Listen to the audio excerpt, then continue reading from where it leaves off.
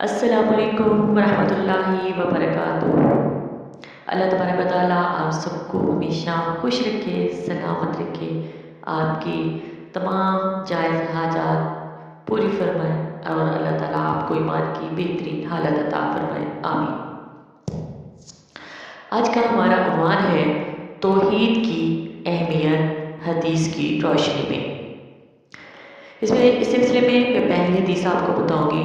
رسول صلی اللہ علیہ وآلہ وسلم نے فرمایا کہ سب سے افضل ذکر لا الہ الا اللہ ہے۔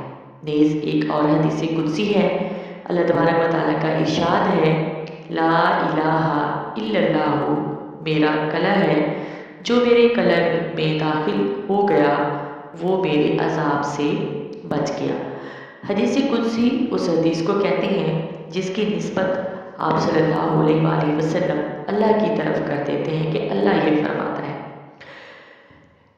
ایک اور حدیث حضرت ابو سعید خدری رضی اللہ تعالیٰ عنہ کہتے ہیں کہ رسول صلی اللہ علیہ وآلہ وسلم نے فرمایا کہ حضرت موسیٰ علیہ السلام نے خدا تعالیٰ سے عرض کیا کہ اے میرے پروردگار، تو مجھ کو کوئی ایسی چیز بتا دے کہ میں اس کے ذریعے تجھ کو یاد کیا کروں اور اس کے ذریعے تجھ سے دعا مانگا کروں۔ اللہ تعالیٰ نے فرمایا، اے موسیٰ تو یہ کہا کر، لا الہ الا اللہ، اے اللہ تیرے سوا کوئی عبادت کے لائق نہیں، اللہ کے سوا کوئی معبود نہیں۔ حضرت موسیٰ علیہ السلام نے عرض کیا، اے پروردگار تیرا ہر بندہ یہی کہتا ہے، تیرے سوا کوئی عبادت کے لائق نہیں، میں تو کوئی خاص چیز چاہتا ہوں جو میرے لیے مخصوص ہو۔ اللہ تعالیٰ نے فرمایا، اے موسیٰ علیہ السلام اگر ساتوں آسمانوں اور ان کی ساری آبادی سوائے میرے اور ساتوں زمینیں ایک پلڑے میں رکھی جائیں اور ایک پلڑے میں لا الہ الا اللہ کو رکھا جائے تو لا الہ الا اللہ کا پلڑا ان تمام چیزوں سے بھاری رہے گا اور جھک جائے گا۔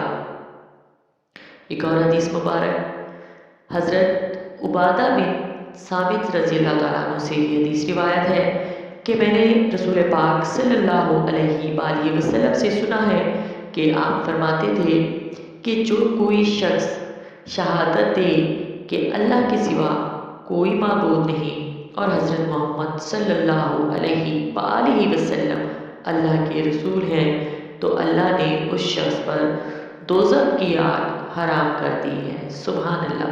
اور یہ ایک اور حدیث مبارک ہے، رسول صلی اللہ علیہ وآلہ وسلم نے فرمایا کہ دوزخ میں سے وہ سب لوگ نکل جائیں گے جنہوں نے لا الہ الا اللہ کہا اور ان کے دل میں جاؤ کے دانے کے برابر بھی بھلائی ہوگی، یعنی ایمان ہوگا۔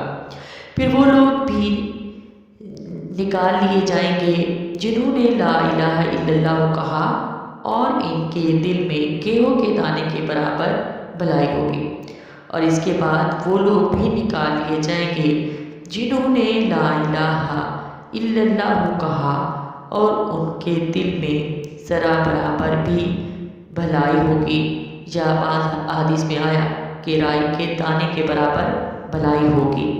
یہ حدیث مبارک بخاری اور مسلم دونوں میں ہے۔ ایک اور حدیث مبارک رسول صلی اللہ علیہ وآلہ وسلم کے زمانے میں ایک جنگ میں ایک صحابی کا ایک کافر شخص سے مقابلہ ہوا۔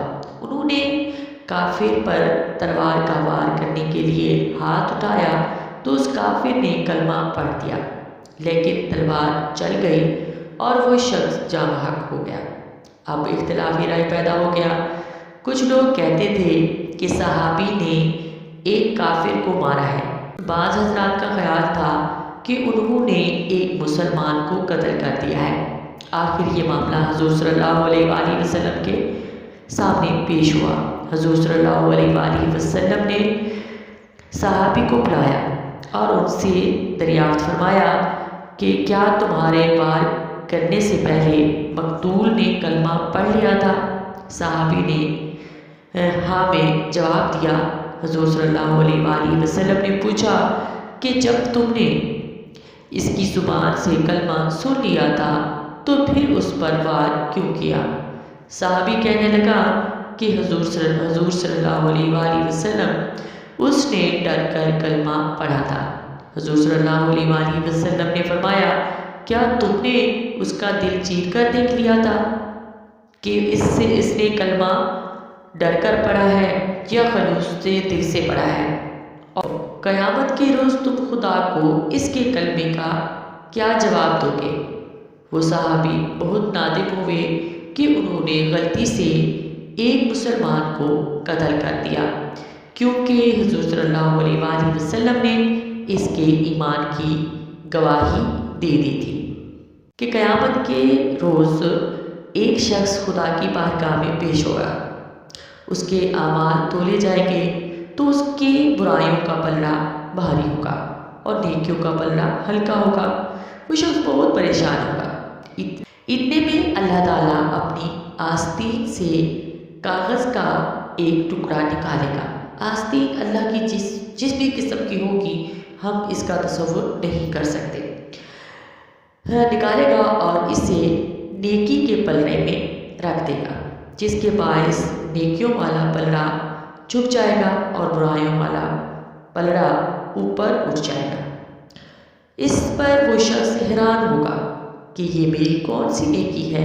اللہ تعالیٰ فرمائے گا کہ یہ تمہارا وہ کلمہ طیبہ ہے جو تم نے فلاں وقت خلوص دل سے پڑھا تھا۔ چنانچہ وہ شخص جنت میں داخل کر دیا جائے گا۔ سبحان اللہ۔ اللہ تعالیٰ آپ کو اور مجھے ایسا کلمہ پڑھنا نصیب کرے، توفیق دے جو ہمارا دنیا میں بھی اور آخرت میں بھی کامیابی کا ذریعہ بنے اور جو ہمیں دوزخ کی آگ سے بچا سکے۔ لا الہ الا اللہ محمد رسول اللہ۔ اللہ حافظ۔